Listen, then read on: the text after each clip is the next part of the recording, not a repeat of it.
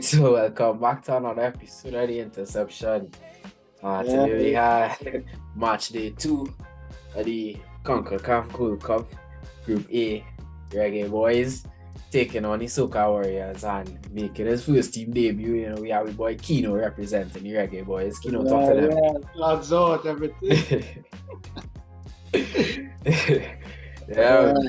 Joining us as well, we have the boy CJ. Come to give you the perspective here. And I could just be running it and hosting tonight. So you know, the score ended up 4-1. How much? Don't make me repeat it now. Hey, come now, dog. Hey. But this was a game that, you know, ultimately, in my opinion, the Soca Warriors lost in the first half. You know, Kino, you're making your debut today. Talk to me. Alright, so from before, right, I was kind of wondering how Soca Warriors would approach this game. I think Angus Heavy went a bit negative today. Instead of that 5-4-1 formation, is more to sit back and then try to counter attack. So I saw that, I was like, why he choose to go with that formation? Because Jamaica not good playing out from the back. So if Trinidad came in and started pressing Jamaica from the start, then I think Trinidad would start to score. Because even if you realize in the second half that, well, the game started moving a bit slower and Trinidad was kind of on the attacking end, and well, they actually end up scoring. So I think if they started positive with more men in the midfield and then started to, you know, attack Jamaica and press them, well, the match would have been a better match. But in the first, if you realize, even in the US match, Jamaica started pressing the US, and that is how Jamaica ended up scoring. So for the first 45 minutes, the Jamaica team, they're not fit. So that is the thing. The first half, they would outrun you, but over the full 90 minutes, I think if your team fitter and you attacking them right through, they score more goals. So I think at the end, I think it was kind of quality in the first half, and then I think after that, everything changed. All right, fair. And CJ, what's your thoughts? Gonna be real honest. You see, when I see Phil Antonio and the green lineup, I say, alright, it's different tonight. But then when I see formation for us, I instantly shake my head because it's like, bro, you can't be for real this time. Exactly. Because I'm not saying that it was gonna be a tough game today, but I'm telling myself, if he keeps the same players, the same formation, the same setup, we can at least hold Jamaica to a draw, or even if we lose at 2-1. But once I see 5 in the back, it's like you already give up the game. Exactly. You can't do that, because watching the St. Kitts and Nevis game, yes, it's St. Kitts and Nevis, but at the same time, the way we are attacking and the way we were going forward, there could have been more work done, but you could see something was there. So why for a game against Jamaica, you decide, you know what, I'm gonna park the bus and hope for a point, which you can't do. You can't do that. Because when you look at the lineup, it's like, brother man, some of these guys are literally playing in the Premier League. Yeah. You can feel away, but you could still play some kind of football. You just have to play your game. That part, this thing doesn't make sense to me, and it will make it real out of time, right? Too. I was the game before the game start. I was in Massy. I see some Jamaican pork chops. I say I will pick that up before the game. I said nah, feel it. So now I hungry and I see my side. They treat like Jamaican pork chops, so I hungry and I fence. So Trinidad see something. Cheese and H's. So for me, credit to Jamaica. Jamaica played a real good game. They had the good plan to go, and they kept it simple. So I wish Trinidad would just do the same, and that's all I can say at that point. Well, even with that, I think Jamaica played a good game in the first half. We only played a good game in the first half. because I think Trinidad's strongest attacking point is off the wings with Levi Garcia and this number 20. I'm not sure what his name is, but I think he's really good. The only thing about it is he's kind of small, but I think he uses skill very good and everything. So I kind of was wondering if he would start because he's kind of small, but the guy's a baller, so I think he should have started. This guy in midfield. That's Aubrey that he was referring to. Yeah, he definitely came on and his quality. Quality. Yeah, man, the guy can play. So I was expecting him to start in our way, but I think in the first half, that sitting back right through that kind of cost him the game. But unfortunately, that's just how it is. You can't counter-attack against really fast teams in a sense. You have to just attack them there. Yeah, and like you said, you know, Angus really set up on a defensive role tonight, you know. Jamaica had 13 shots, 6 on target, compared to, you know, Trinidad, 3 shots, 1 on target, which happened to be the goal. And like you said, it came from a play where Levi was coming down the wing and forced the play in, you know. I think if Trinidad started the game the way they did the second half, we would have had a completely different game. I think it would have been much closer and we would have had like a more of a fair fight. Yeah, definitely. You know, but go ahead. No, well, what I was going to say is because the second half completely, like, Jamaica didn't perform in the second half, and like you see between the first 15 minutes in the second half, I think Trinidad had the chance to if they were pressing Jamaica, they would have scored probably even 3 goals. Right. They probably would have scored because the guys were sleeping and they were tired, I guess. But after that, it's kind of like the game was just at such a slow tempo and everything. Yeah, and like you said, they really dropped the tempo, you know. Trinidad was able to pressure them a lot more. You know, Leon really missing 2 sitters. Like I don't know what it is happened in the second half. Maybe it's like what you said, you know, they pressed for the first half and then they were too tired. Exactly. Yeah. But you know, I mean, as a Soca warrior, he's a reggae boy. You think you're all going to regret those missed chances in the end? You know, if USA still playing right now, you know, if they come away with a big win, you know, this could come down to a goal difference kind of thing to determine who finishes first or whatnot. You know, they still have to go on and beat us, of course, which, you know, I hope doesn't happen. I have full faith in the boys. I feel we can keep something off, man. Yeah, like if this does have to come down to goal difference between USA and Jamaica, right? You think y'all would end up regretting those missed chances? Because I think it was like 3 clear chances y'all had that. Yeah. I think we had a lot of clear chances, but I would also say that I don't think the only way we'd regret it is if like it's off the case of first place, because I think second place would eventually end up playing Mexico if Mexico win their group. So what I think is the only way it would affect us is if we don't finish first.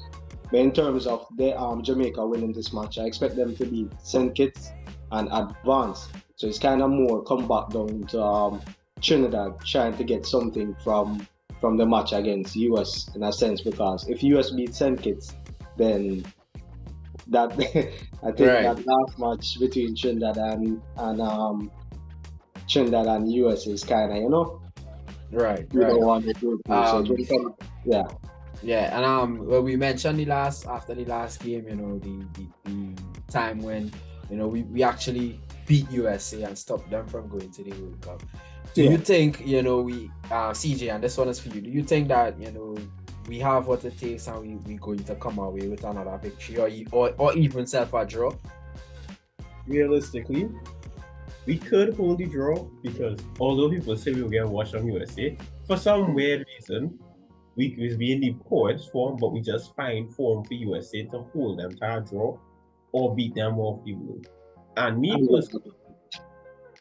personally, I I could be crazy, but I could see the draw happening for us. It's not a bad team. The setup is not bad. It's just that on the day, you have to be consistent with your picks. You have to see what kind of game it is. Because Angus is not a terrible coach. It's just that the man just go on little tangents and little madness and decide, you know what, I feeling like just rotate. You know in FIFA, like you rotate your B team. Angus would do that off the blue for some reason. I don't know why, but these same kids came. Even if you tell yourself, that same kids, you know, it's still momentum the team has to score those goals, to have all that kind of performance. You keep the same team and you do what you do. So now you have to revert back to the same team you beat with same kids. And most likely you have to take the US game what it is. And for me personally, if he plays the game he had for St. Kitts, he can very well hold down USA that draw. Winning is going to take a lot out of us, but I feel like the draw is very possible for me. And I think winning also possible because I mean this is a weaker US team. Yeah. And I also think that even in the game against Jamaica, US started to play in the second half as well, but even in the first 20-30 minutes, if Jamaica was taking the chances, they would have scored a lot. And I also think that Trinidad has a lot of fast players and some skilled players as well. So I mean, being in Trinidad, growing up as well, I think Trinidad gifted with so many technical players. So like there's a talent, but I'm not sure if it's a drive. I'm not sure what it is to get them to move to the next level. But there's a lot of talent. So I think they can beat US. I mean, it's recorded. Today's what, Wednesday. I think Trinidad, if they come out with a good lineup, they can probably win against US, probably a 1-0. Thing is, when you say you don't know what is the problem, we need another show for that because that's next issue. What do you think is the problem? It's not that we don't have the drive. I feel like somewhat too the scouting and management of it and bigging up players and training them is a problem too. Because for some reason, I don't know where it is, but the country is filled with talented players. I don't know if we don't scout properly, if we don't go out there and do the proper scouting or what. But for some reason, there's a disconnect with that. And on top of it, we have a lot of players who coming up now, which I like, but for some point in time, we were having a lot of older players and we weren't giving some, well, not youth a chance, but it wasn't consistently chances given. So for me, a lot of things kind of need to change, but it's not in a bad direction so far I'm seeing. It's just that today was just very inconsistent in selection. But aside from that, we have talent. We do have talent, and we do have the talent. All right. One thing I want to ask, right? Given that the TT Pro League just starting back up, do you think that given that you're getting more of the skilled players join the club and they're playing weekly, like let's say probably like next year when World Cup campaign starts again, Trinidad football team would start to, you'd see some better players pushing forward? I see why not. The thing with the TT Pro League and like how it's getting TV coverage and social media coverage now, as my father said, if we did this like 10 years before when everything was flying, like Sion, if you remember, like when Jabote and Central and these teams were in their prime, all they needed was TV coverage and funding. That's all they needed.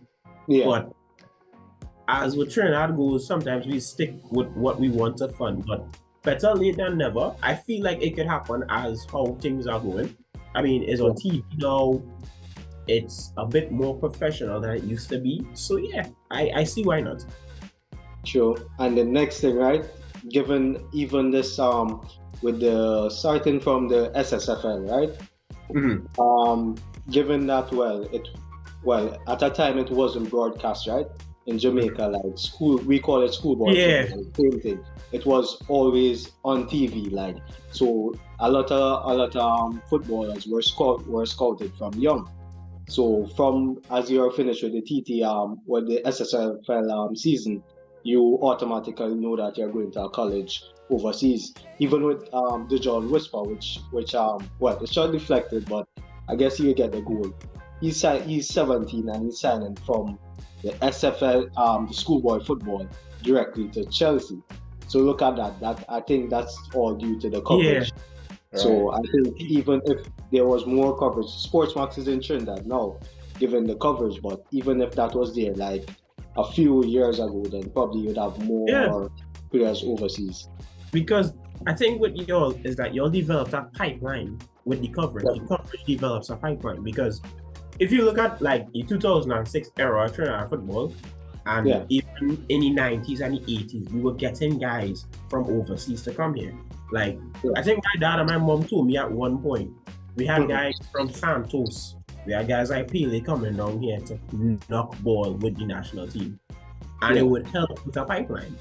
If you look at in the 90s when Manchester United came here, I forgot what the year was, and they came here in the 2000s, there was a chance for that pipeline in that if we had our school football broadcasting, you couldn't tell me that we couldn't get any of these youths to run and get a contract for like Chelsea or United or some team overseas. It would have helped a lot. So yeah, the coverage does provide a pipeline, especially if we've been doing it for years on top of years. And watching Jamaican football on Sportsmax, it's real exciting. Like, dog, the football is very exciting. Yeah. Of course, the commentary, I don't know the fella name, but our man is really making it feel like, dog, it's not really football, though. It's good. No, but that's the thing, right? I think I don't want to draw any comparison because I mean I'm fully Jamaican, but Trinidad have a place in my heart still. But yeah. I think in terms of passion, the passion for a lot of football, it's now, I think it's more redeveloping in Trinidad because I've seen some pictures of the TT Pro League and I was like, yo, look how them are doing them thing, isn't it? Like everything pushing forward. So I think given that it was on a break before, some persons weren't coming out, but now give it the next 2-3 years, and then you get like a lot of persons coming out, and persons say, all right, this is my team. I think San Juan Jabate, San Juan Jabate, I always like their crowd, right? Because like even in schoolboy football, you'd see that persons would come and Sawa always have like a strong crowd. I guess, I don't know. But hopefully in the TT Pro League, everything could transition to that period again, where a lot of persons coming out, because I mean Trinidad culture have a vibe, especially the rhythm section. The whole culture is a vibe. So hopefully everything can push on the football, everything can develop. And it wouldn't be 4-1 again, probably, probably 2-1. Jamaica still 2-1 to the Soca Warriors.